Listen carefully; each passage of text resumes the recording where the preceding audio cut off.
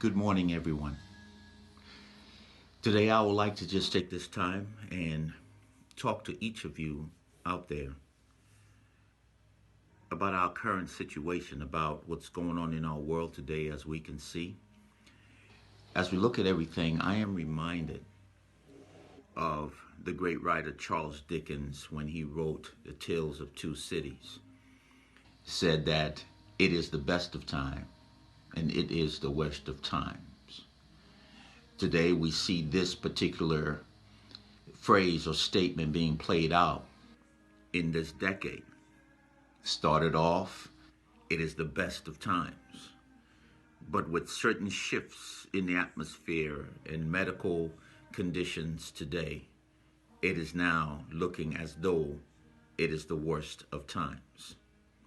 But the two still play together, and they play together in a unique way in that we're still in the best of times and just experiencing a moment in time that could be deemed the worst of times. Now, this is nothing new to us. We've seen this in the past where we've seen influenza come out, we've seen AIDS, we've seen Ebola. We've gone through all of those things and we've made it out successfully. And the reason why that is so is because of the grace of God. Today, I want to encourage all of you and to let you know that it is in these times that the Lord is saying, if my people who are called by my name shall humble themselves and pray and turn from their wicked ways, then I will hear from heaven, forgive them their sins, and heal their land. Brothers and sisters, I want you to also know that God has not given the believer the spirit of fear, but of power and of love and of a sound mind. The power in and of itself is that we have a God that is within us, that is greater than what our outer circumstances are dictating. God in us is the power that lies within us to believe and to declare that we will overcome, that we will surpass, we will conquer this thing, not only as a people, but from an individual standpoint. It is the best of times, and at the same time, it is the worst of times. Technology has grown and has gotten to another level to which we've never seen it before. And I believe that as we come out of this particular crisis, God is going to place within the heart of man to do even greater inventions, to create greater.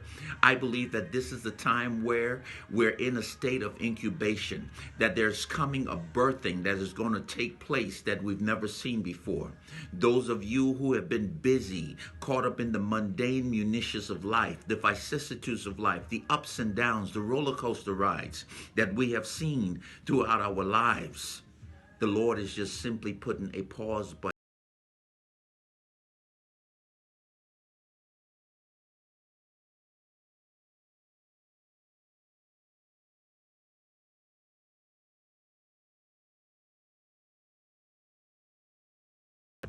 Will not happen.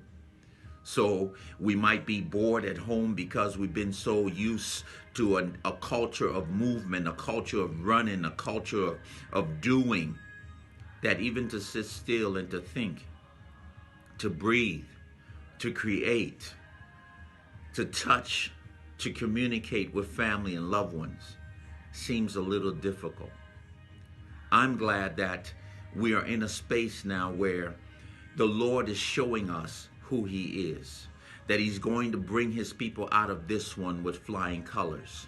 I believe that now is the time for us to be like trees planted by the rivers of water that will bear fruit in its season, and that season is coming. Brothers, we do not operate in fear. We exercise our faith, our firm relying trust in God, that this too shall pass. Our firm relying trust in his word that says that he will never leave us nor forsake us. His word that says he would not fail us.